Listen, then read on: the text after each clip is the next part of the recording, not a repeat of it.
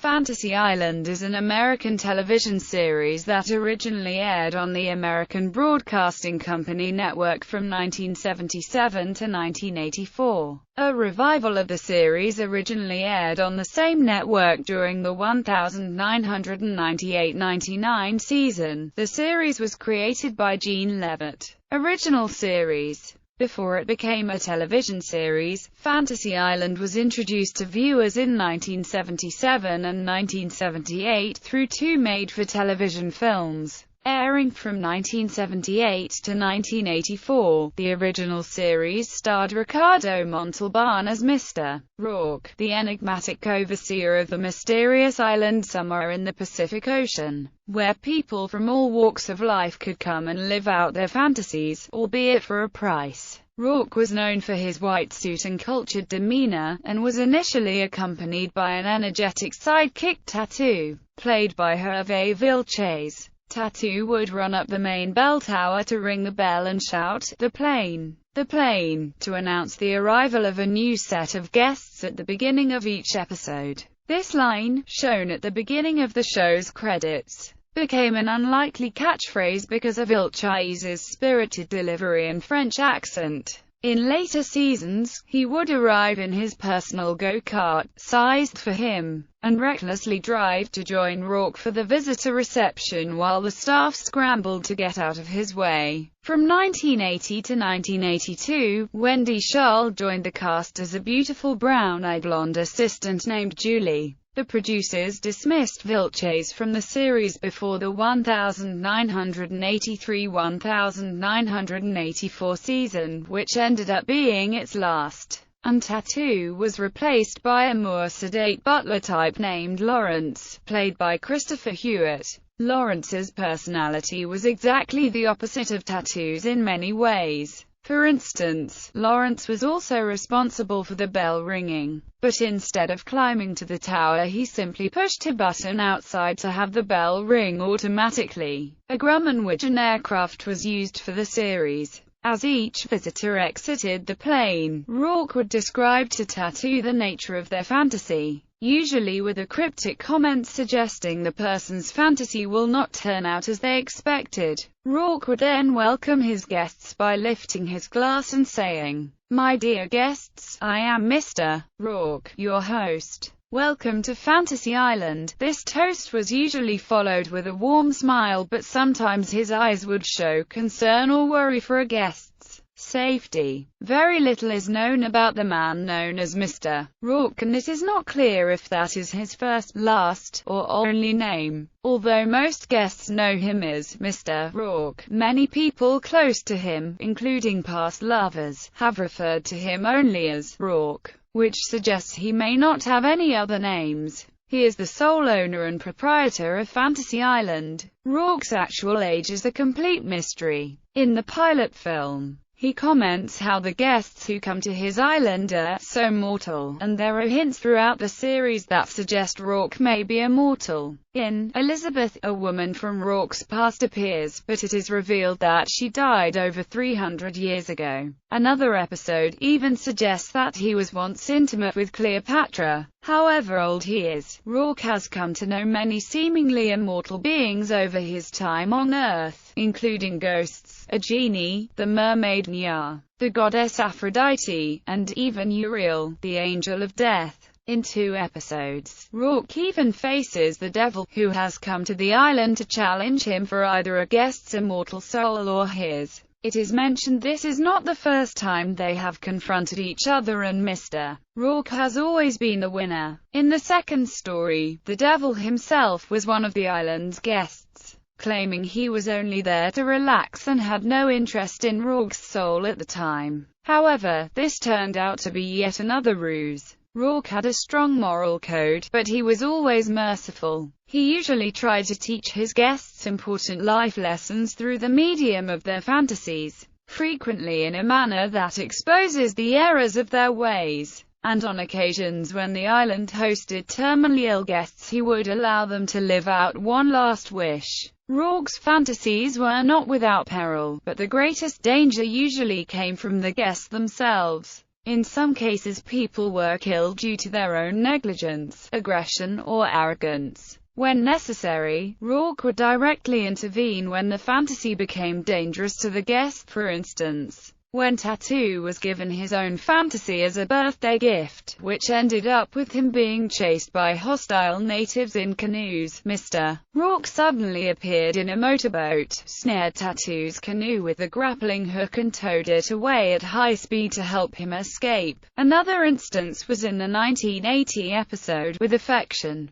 Jack the Ripper, when a female guest intent on researching Jack the Ripper's crimes was sent back in time to 1888 London and would have become one of the Ripper's victims had not Mr. Rourke physically intervened. With only a few exceptions, Rourke always made it quite clear that he was powerless to stop a fantasy once it had begun, and that guests must play them out to their conclusion. In later seasons, there were often supernatural overtones. Rourke also seemed to have his own supernatural powers of some sort, although it was never explained how this came to be. In one episode, when a guest says, "Thank God things worked out well," Rourke and Tattoo share a very odd look and Rourke says in a cryptic way, "Thank God, indeed." In the same episode, Rourke uses some mysterious powers to help Tattoo with his magic act. Actor Ricardo Montalban would claim in interviews that he had a definite opinion in mind regarding the mystery of Mr. Rourke, and how he accomplished his fantasies, but he would never publicly state what it was.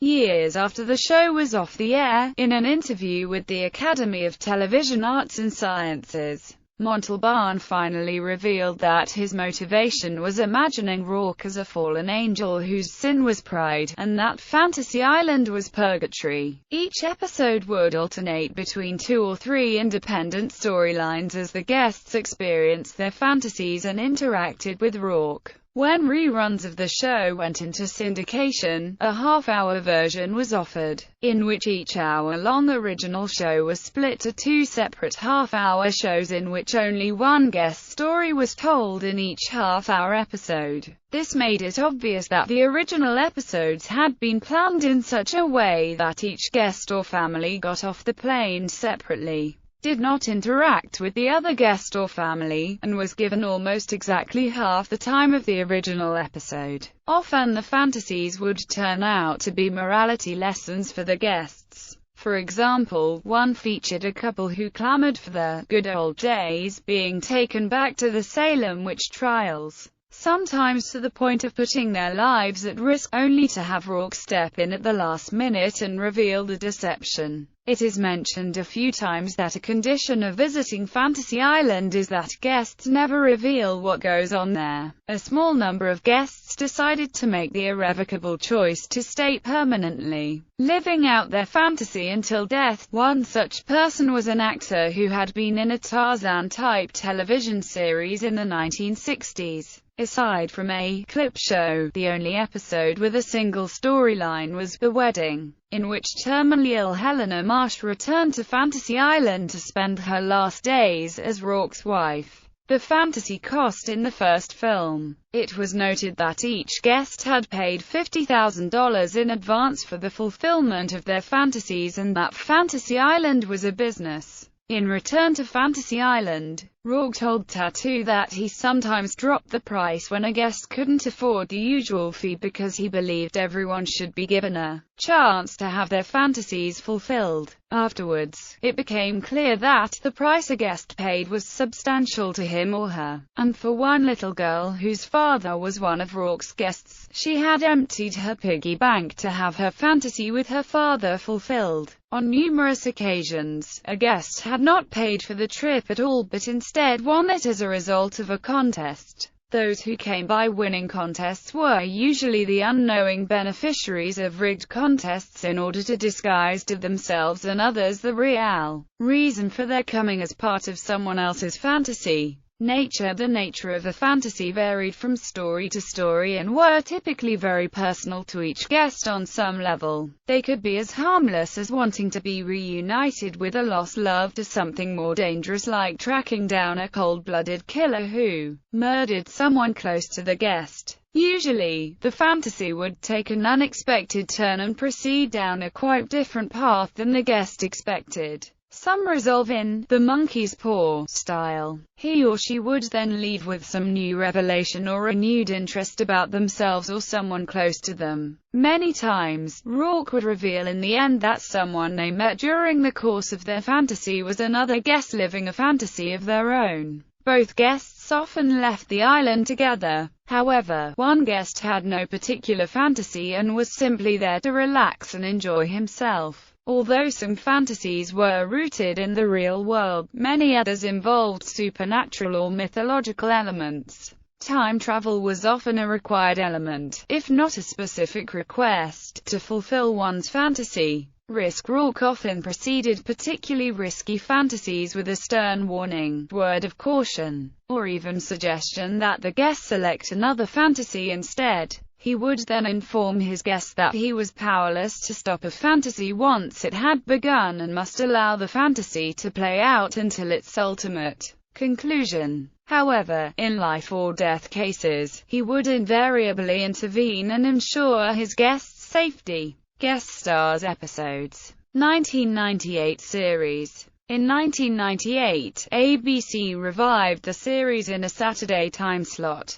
The role of Mr. Rourke was played by Malcolm McDowell in contrast to the first series. The supernatural aspect of his character and of Fantasy Island itself was emphasized from the start, along with a dose of dark humor. Director Barry Sonnenfeld, known for his work on the Addams Family movies, was a chief creative force on the new series. Another difference was that the new series was filmed in Hawaii instead of California. The remake followed the fantasies of at least two of Rourke's guests with an additional subplot involving members of his staff, usually Callan, Harry, whereas the original series featured a separate writer and title for each subplot. The new series was written as several stories but featuring a unified theme and title. The supporting cast was also expanded for the new series. There was no attempt to reinstate Chatu, with Rourke instead having a team of assistants, one of whom was a beautiful female shapeshifter named Ariel, who were assigned to help create and maintain the various fantasy worlds created on the island. Apparently these assistants were imprisoned on the island in order to pay off some debt, sometimes hinting that they were in some kind of limbo.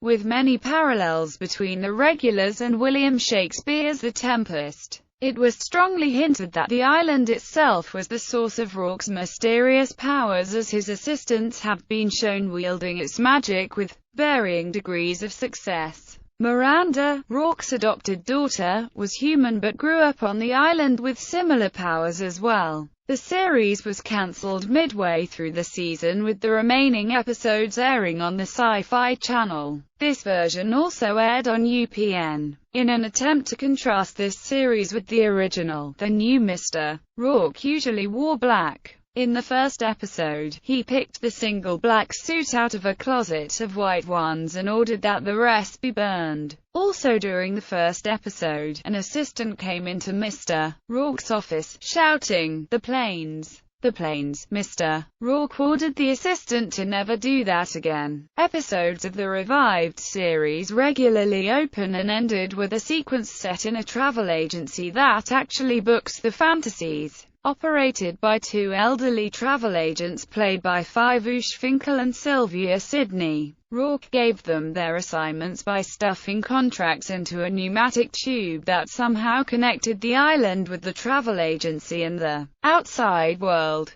Characters: Mr. Rourke, enigmatic host and self-proclaimed master of ceremonies of Fantasy Island, capable of working miracles and performing the impossible. He would bring people to the island under the pretense of fulfilling their deepest fantasy. However, ultimately his actions would lead to them receiving what their hearts really wanted, or even showing them the error of their ways. While Rourke nearly always had the best intentions for his guests, he possessed a dark sense of humor and a dry wit with sarcastic undertones. He has an adopted daughter, Miranda, that was the only survivor of a shipwreck near the island. She left the island to live in the outside world after she turned 18. She became a doctor and eventually married, but retained no memories of Fantasy Island or of Rourke while off-island. Ariel, Rourke's second-in-command. While she is incredibly old, physically she appears to be quite young and attractive and has the ability to shapeshift into various women to help guests' fantasies along. She is quite fond of Rourke and appears to have been romantically involved with him sometime in the past.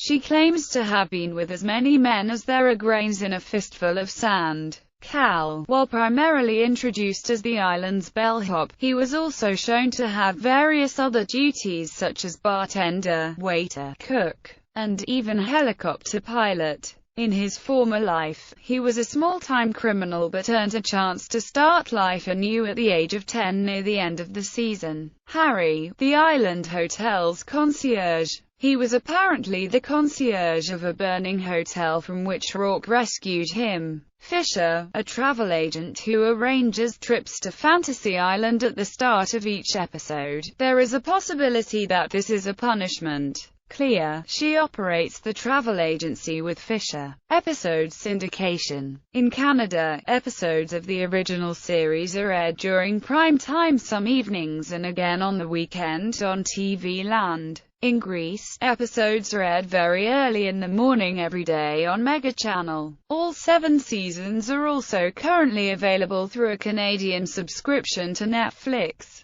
Selected episodes from the first, second and third seasons are available free at Hulu. Selected minisodes from seasons 1, 3, 4, 5, and 6 are available free at Crackle, along with complete episodes from seasons 1, 2, and 3. Digital multicast television network Cozy TV announced the series would be airing on the network beginning fall 2013. Episodes of the original series can be seen on Fridays on Universal HD. Home video releases. Original series. In 1988, Star Classics released the pilot episode of the series on VHS in the United States and Canada. In 2005, Sony Pictures Home Entertainment released Season 1 of the original series on DVD in regions 1, 2 and 4. The release included the 1977 pilot Fantasy Island and 1978's Return to Fantasy Island. However, due to poor sales, no further seasons were released. In February 2012, it was announced that Shout